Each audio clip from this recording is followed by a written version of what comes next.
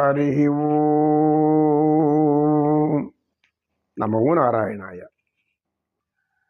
ఒక ఊరిలో ఇద్దరు స్నేహితులు ఉండేవారు. వారు ఒక నగరానికి వెళ్ళారు.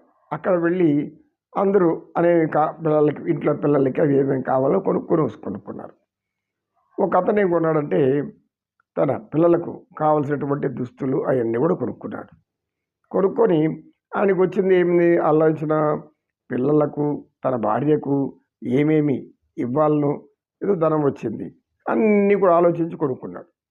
ఇంకొక వ్యక్తి ఏం కొన్నాడు, బంగారు అంగట్లోకి పోయి బంగారు ఎంత రేటు ఉంది, ఆ బంగారు మళ్ళీ ఇంకెంత రేటు పెరగొచ్చునా, పెరగకూడదా, తగ్గుతుందా, కాబట్టి ఆభరణాలు కూడా అలాగే ఆభరణాలు కొనుక్కున్నాడు. ఇద్దరు బయలుదేరి వస్తూ ఉంటే దారిలో బాగా ఎండ ఎక్కువగా ఉంది. చెట్టు కింద పడుకున్నారు. చెట్టు కింద పడుకుంటే అలసిపోయి నిద్ర వచ్చేసింది వాళ్ళకి. కాసేపు అలా కన్ను మూసుకునేసరికి అక్కడికి కొంతమంది దొంగలు వీళ్ళని గమనించారు. గమనించి అలా చూస్తే అతని సంచిలో బట్టలు ఉన్నాయి, ఇతని దగ్గర బంగారు ఉంది. ఏది విలువ? బంగారు విలువ. వాళ్ళు ఏం చేశారు, ఆ బంగారుని పట్టుకెళ్ళిపోయారు. బంగారుని పట్టుకుని వెళ్ళిపోయిన తర్వాత కాసేపు అయిన తర్వాత తేరుకొని పైకి లేచారు.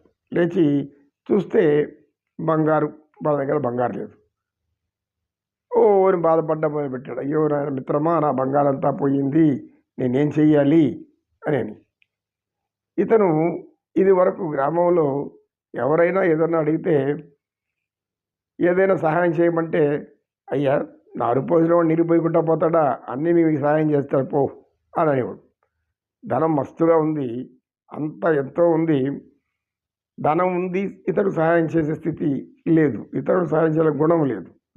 కనుక ఇతను ఎవరైనా అడిగితే సహాయం అడిగితే, నారు పోసిన వాడు నీరు పోయిడా, నిన్ను పుట్టించిన వాడిని సహాయం కూడా చేస్తాడు పో అనేవాడు. ఇలా అందరినీ అంటూ ఉండేవాడు. ఎవరికి ఏ సహాయం చేసేవాడు కాదు. అయితే మిత్రుడు, అయ్యో మిత్రమా ఏమేం జరిగింది అని బాధపడ్డాడు. బాధపడి ఏం చేస్తాము, ఏం చేయాలి అని ఆలోచించారు. ఎవరికి దీన్ని వెళ్ళి ఫిర్యాదు చేయాలి, రిపోర్ట్ చేయాలి. సరే పోలీస్ స్టేషన్కి వెళ్ళాడు. వెళ్ళాక అక్కడ ఒక పోలీస్ అధికారి, సబ్ ఇన్స్పెక్టర్ కూర్చొని ఉన్నాడు. అయ్యా ఈ విధంగా జరిగింది, నా బంగారు ఎత్తుపోయారు. ఆ సబ్ ఇన్స్పెక్టర్ ఏం చేస్తారంటే, అవునా అలా జరిగిందా, నారు పోసిన వాడు నీరు పోస్తాడు, పోండి. మీరు బంగారు కొన్నారు, నారు పోసుకున్నారు, ఆ బంగారు కూడా మీకు దేవుడే ఇప్పిస్తాడు. బంగారు మీకు కొన్నారు, దేవుడి రూపంలో నీకు ఇచ్చిన ధనంతో కొన్నారు. ఇప్పుడు ఆ ధనం, ఆ బంగారు పోయింది. కాబట్టి నారు పోసిన వాడు నీరు కూడా పోస్తాడు, మేమేం చేయలేము. మీరు ఎక్కడో అడగన పడుకొని వాళ్ళు ఎవరో ఉక్కు ముఖం తెలియని చెప్తే నేను కేసు రాసుకుంటాను, కానీ వెతికినంతకాలం వెతుకుతాం ఎవరో వాళ్ళు, అది మాకు తెలియదు. దొరికితే మీకు తెచ్చిస్తాం, మా బాధ్యత, ఎందుకంటే మా యొక్క కర్తవ్యం అది. కానీ నారు పోసిన వాడు నీరు పోస్తాడు, పోండి అన్నారు. ఏంటి నారు పోసిన వాడు నీరు పోస్తాడు, నా మాట నాకే చెప్తాడు, ఇతను ఎవరు అని ఆలోచిస్తే, ఒకప్పుడు పేదరికంతో చదువుకునే ధనం లేకుండా వాళ్ళ తండ్రి ఇతని దగ్గరకు వచ్చి, అయ్యా నా బిడ్డలు చదువుకోవడం ఏమి లేదు, వాళ్ళకి అసలు దానం చేయండి, సహాయం చేయండి అంటే, ఎప్పుడు అడుక్కునే పనేనా, భగవంతుడు ఉన్నాడు, నారు పోసిన వాడు నీరు పోయిడా, అన్నీ ఆయన చూసుకుంటాడు పో అని అనేవాడేవాడు. దీంతో ఆ తండ్రికి బాధ కలిగింది. ఏం చేస్తాడంటే కొడుకుతో వచ్చి ఇలా చెప్పాడు, నాయన ఇలా ఉంది నా పరిస్థితి అని. అయితే ఆ అబ్బాయి మహా మేధావి, ధైర్యవంతుడు, ఎలాగైనా గొప్పగా చదువుకోవాలని పట్టుబట్టాడు, బాగా చదివాడు, రాశాడు, ఇప్పుడు సబ్ ఇన్స్పెక్టర్ అయిపోయాడు. అక్కడ పోలీస్ అధికారి కూర్చున్నాడు. ఈ తండ్రి అన్న మాట పక్క నుండి విన్నాడు. ఆ వయసులో ఇతను చెప్పే మాటలన్నీ కూడా ఇది గుర్తుకొచ్చేది అతనికి, ఈ వ్యక్తిని చూస్తానే గుర్తుకొచ్చేది. ఓహో సరే, అందుకని ఈ మాట అప్పుడు ఆయన ఆ విధంగా అన్నాడు. ఇతనికి అతడు ఎవరో తెలియదు, మర్చిపోయినాడు ఈ పిల్లోడు ఎవరో అని. నారు పోసిన వాడు నీరు పోయిడా పో అనేసి అన్నాడు. ఈ విధంగా మానవులు ఇలాంటి పరిస్థితులు ఎదుర్కోవలసి వస్తూ ఉంటుంది. మనం చెప్పే ధర్మం సహాయకరంగా ఉండాలి, 10 మందికి ఆనందకరంగా ఉండాలి, 10 మందిని ఆలోచింపజేసేదిగా ఉండాలి, 10 మందికి ఆనందాన్ని కూడా పంచిపెట్టాలి. అప్పుడే భగవంతుడు మన నారిపోసిన వాడు నీరు పోయకుండా పోతాడని సామెత అర్థమవుతుంది. ఎందుకు?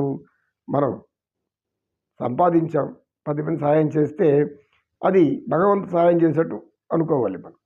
అదేవిధంగా చదువు చెప్పేవాడు తన కర్తవ్యాలను సంపూర్ణంగా నిర్వర్తిస్తూ ఉంటే భగవంతుడు వారికి అన్ని విద్యలు ఇస్తున్నాడు. అంటే ఆయన సృష్టించాడు, ఎవడు గురువునిచ్చాడు, గురువు అన్నీ నేర్పాలి. అదేవిధంగా జ్ఞానం బోధించేవాళ్ళు, మంచి చెప్పేవాళ్ళు అందరికీ ఇది మంచి ఇది చెడు అని చెప్తూ ఉంటే అప్పుడు వారి వల్ల సమాజానికి కొంత ఉపయోగం ఉంటుంది.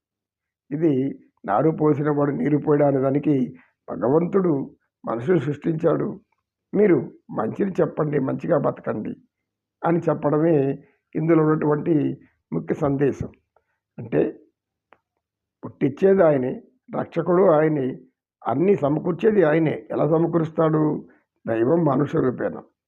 కనుక మానవులు వారికి తోచిన సహాయం చేస్తూ ఉండాలి. నమో కృష్ణ, నమో కృష్ణ. హరే రామ హరే రామ, రామ రామ హరే హరే, హరే కృష్ణ కృష్ణ కృష్ణ హరే హరే. పరమాత్మ పరంధామ.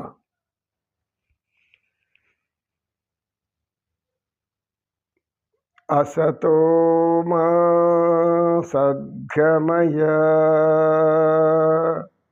తమసో మా జ్యోతిర్గమయ, మృత్యోర్మృతంగమయ.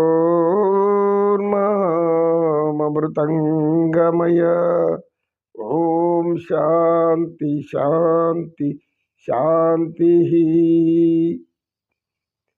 సమాజం శాంతిగా ఉండాలి, సర్వ మానవులు సంతోషం శాంతులతో ఉండాలి, సుఖ సంతోషంతో ఉండాలి. భారతదేశం కూడా సుఖ సంతోషాలతో తేలిపోతూ ఆనందమై జీవించాలి. ప్రపంచంలో అందరూ కూడా సంతోషంతో శాంతితో ఉండాలి. గోవింద గోవింద. ఏడుకొండలవాడ వెంకటరమణ గోవింద. కృష్ణం వందే జగద్గురుం.